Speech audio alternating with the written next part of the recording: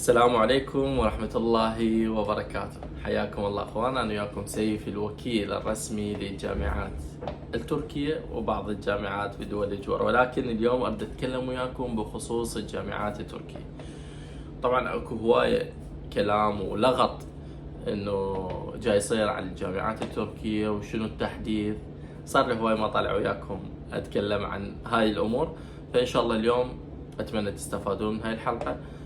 راح اتكلم وياكم بخصوص الجامعات التركية وفيما يخص جامعات الاهلية والحكومية.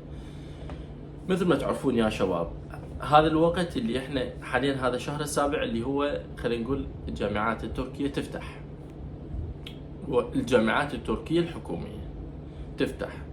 للأسف البعض النفوس الضعيفة يستغل قلة خبرة الناس أو هم موجودين بالعراق، ناس ما تعرف شنو اللي جاي يصير، ويستغلون أفكارهم ويستغلون الحاجة اللي هم محتاجيها ويوجهوهم على الشيء اللي هم يردونه. وللأسف هذا الشيء هو مو صحيح. أنا أريد أنوه عسى وأن أنه طالب واحد يستفاد من هاي المعلومة. يعني أنا أعتبر أنه هذا التعبير ما راح بلاش.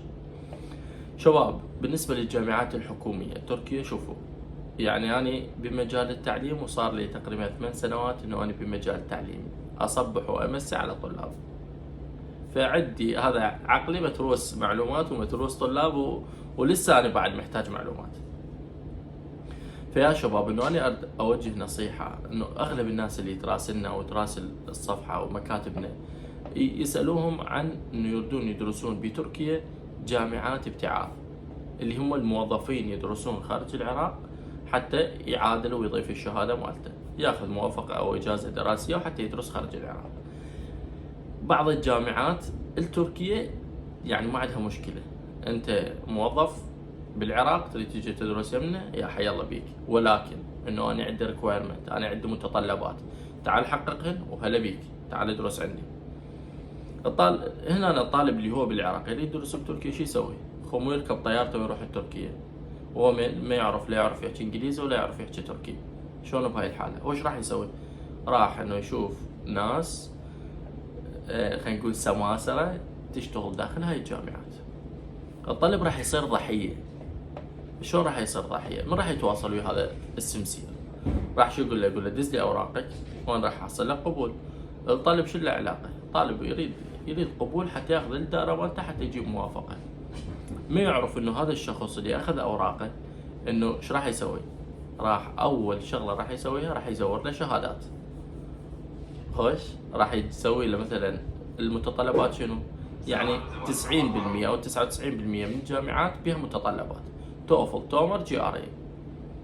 سواء تريد تدرس انجليزي تريد تدرس تركي، لازم عندك اقل شيء متطلبات 2. انت تحتاج لك سنه ونص الى سنتين حتى تحقق هاي المتطلبات حتى انت تدرس. هذا الشيء يعني ماكو عراقي يروح يدرس سنتين بتركيا ولو ينقبل لو ما ينقبل. ليش؟ لانه الجامعات الحكوميه التركيه وخاصه الابتعاث تفتح مقعدين او 3 مقاعد للطلاب الاجانب، وانت وياهم راح تتنافس ويا اقرانك على اساس عمرك وعلى اساس معدلك وعلى اساس الشهاده اللي انت تمتلكها. كل هذه انه انت راح يعني تدرسن ولو تنقبل لو ما تنقبل، وهذه مشكله اللي انا جيت انوه عليها. انت من دزيت اوراقك لهذا المعقد خلينا نقول، ايش راح يسوي؟ راح يزور لك توفل تومر جي ار اي يخليهم بالسيستم ويرفعهم. هنا ايش راح يصير؟ راح توصل الاوراق للجامعه، الجامعه راح تقيم الاوراق مالتك وراح تقول لك انت مقبول، ويدز لك القبول مالتك وانت فرحان وحصلت اجازه وموافقه دراسيه. وبعدين انت راح تنصدم بالواقع المرير اللي هو شنو؟ اللي هو القبول انت محصل عليه اللي هو مو استحقاقك.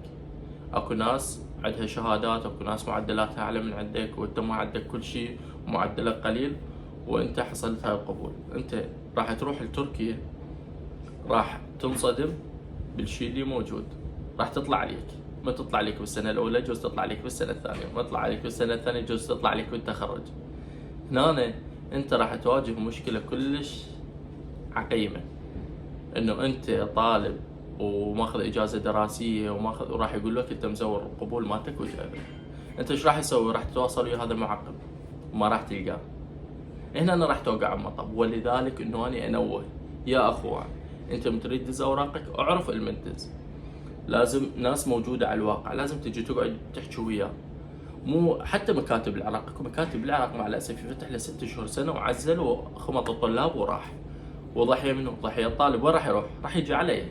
انت لازم انت راح تمر بيه، وهنا انا ما بيدي شيء اساعدك فيه.